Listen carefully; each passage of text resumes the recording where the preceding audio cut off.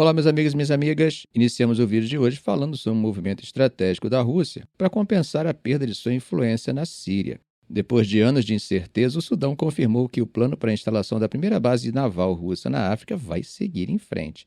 Quem garantiu isso foi o chanceler sudanês Ali Youssef Ahmed al-Sharif durante sua visita a Moscou, onde se encontrou com o ministro das Relações Exteriores da Rússia, Sergei Lavrov. Segundo ele, não há mais obstáculos para o acordo. Agora, gente, essa base colocaria a Rússia na mesma região onde os Estados Unidos e a China já operam suas instalações navais em Djibouti. A grande importância está no Mar Vermelho, que é uma das rotas comerciais mais estratégicas do mundo. Estamos falando de uma conexão direta entre o Canal de Suez e o Oceano Índico, por onde passa cerca de 12% do comércio global. Bom, a ideia dessa base não é nova. O Sudão já havia sinalizado interesse lá em 2017, quando o então presidente Omar al-Bashir visitou Sochi. O acordo assinado em 2020 permitiria à Rússia estacionar até 4 navios de guerra, incluindo embarcações movidas à energia nuclear, por um período de 25 anos. Oficialmente, o documento afirmava que a base teria fins logísticos e seria de caráter defensivo, sem representar uma ameaça a outros países. Mas é claro, esse tipo de instalação sempre gera suspeitas na comunidade internacional. Tanto os militares quanto os líderes civis do Sudão hesitaram em ratificar o acordo por discordâncias em relação aos termos. E a situação piorou ainda mais com o conflito interno que começou em abril de 2023 entre o exército sudanês e um grupo paramilitar conhecido como Forças de Apoio Rápido, o RSF. Enquanto o grupo Wagner, que até a morte de Prigozhin tinha forte influência na região e apoiava o RSF, o Kremlin aos poucos foi se alinhando ao exército sudanês.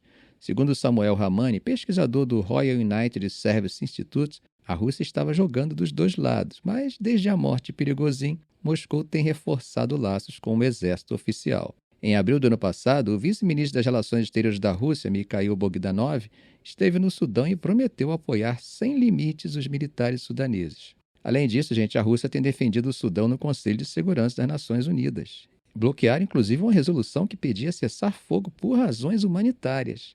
Esse veto, claro, gerou reações bem fortes, como a do chanceler britânico David Lammy, que classificou a atitude como uma vergonha. Do lado oposto, os Estados Unidos endureceram suas sanções contra o líder do exército sudanês Abdel Fattah al-Burhan, acusando ele de priorizar o conflito em vez das negociações de paz. Meus amigos, mas no meio de tudo isso, o Sudão enfrenta uma crise humanitária devastadora. Organizações de ajuda já alertaram que o país vive a pior crise humanitária do mundo, com milhões de deslocados e sinais de fome em algumas regiões. Mas a gente aqui não enxerga isso, Parece meio invisível o que acontece por lá. Esse anúncio sobre a base naval no Sudão também vem em um momento delicado para Moscou. Vocês lembram, discutimos aqui no canal que recentemente o governo aliado da Rússia na Síria, Bashar al-Assad, foi derrubado por uma rebelião armada e colocou em risco a presença russa na base naval de Tartus, no Mediterrâneo Oriental. Então a Rússia precisa buscar alternativas estratégicas para garantir sua presença naval fora de suas fronteiras tradicionais. Bom, mudando de assunto, Viktor Orbán sempre arruma um jeitinho de não sair da pauta, Ele afirmou que, uma vez que a guerra na Ucrânia termine e um acordo de paz seja alcançado, a Rússia será reintegrada à economia global e ao sistema energético europeu.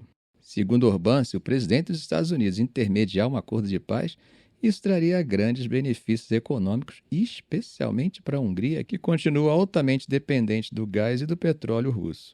Como vocês sabem, enquanto boa parte da Europa se esforçou para reduzir sua dependência energética de Moscou, a Hungria ainda importa entre 80% e 85% do seu gás da Rússia. Mudando de assunto, um drone russo atingiu o abrigo de contenção da antiga usina nuclear de Chernobyl, causando danos importantes.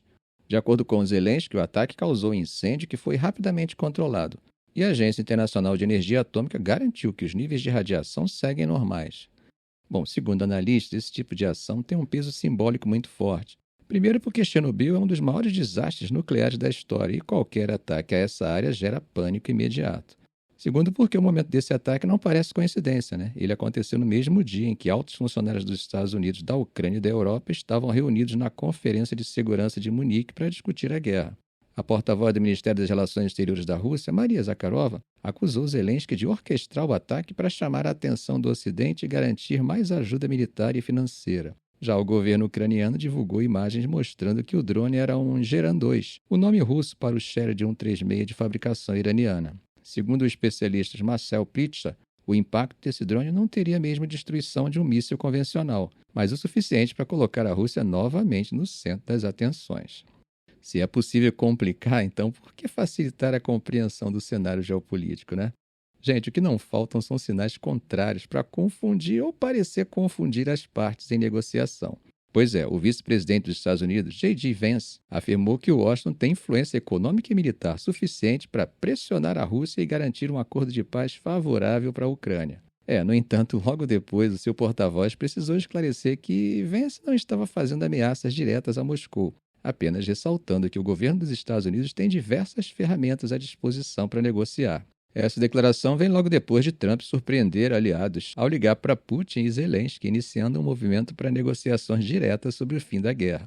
E isso, como já comentamos, gerou preocupação entre os governos europeus. O receio é que um acordo seja fechado sem considerar os interesses da Europa e da própria Ucrânia, o que resultaria em concessões que poderiam comprometer a segurança do continente. Agora, uma coisa não podemos negar: independente do mérito das condições, a Europa não pode criticar Trump por estar sendo deixada de lado. Não sei se vocês lembram, mas eles apoiaram uma conversação de paz que excluía um dos países em guerra, ou seja, a Rússia. Lembram disso? Eu até brincava na época, lembrando da famosa frase do Garrincha de que faltava combinar com os russos. Então, a ministra das Relações Exteriores da Alemanha, Annalena Baerbock, disse que um falso acordo de paz feito sem a participação europeia não traria estabilidade real e o ministro da Defesa alemão criticou a postura de Trump de deixar de lado dois pontos que são essenciais para Kiev: a entrada da Ucrânia na OTAN e a recuperação dos territórios ocupados pela Rússia desde 2014. Mas esses são os principais pontos do impasse. Moscou considera a adesão da Ucrânia à OTAN uma ameaça à sua própria existência, enquanto Kiev e o Ocidente veem a invasão russa como uma tentativa expansionista. Aí fica difícil, né? Como encontrar um meio termo nesse cenário? Outro ponto importante do discurso de Vance foi a cobrança para que os países europeus aumentem seus gastos com defesa. Essa demanda já era um tema recorrente no governo Trump e agora volta com força. A ideia dos Estados Unidos é que a Europa assuma um papel maior em sua própria segurança, permitindo que Washington redirecione seus esforços para outras regiões, como o Indo-Pacífico. Essa posição, gente, encontrou apoio no novo secretário da OTAN, Mark Rutte, que concordou que a Europa precisa investir mais em defesa. Outros líderes europeus admitiram a necessidade de ampliar os gastos militares, mas querem discutir com os Estados Unidos uma transição gradual, evitando um corte brusco no apoio americano. Curiosamente, Vance evitou falar sobre a guerra na Ucrânia em seu discurso principal na Conferência de Segurança de Munique. Gente, em vez disso, ele criticou bastante a União Europeia por suas políticas de regulação do discurso de ódio e da desinformação, e alegou que isso é a mesma coisa que censura. O público, aparentemente surpreso, reagiu com um silêncio, ou seja, sem aplausos. Ficamos por aqui. Se esse vídeo foi útil a você, faça um comentário, compartilhe em suas redes sociais, dê um like. E é claro, se ainda não for inscrito, inscreva-se no canal e ative o sininho para não perder os próximos vídeos. Ok, gente? Um grande abraço do professor Arão Alves.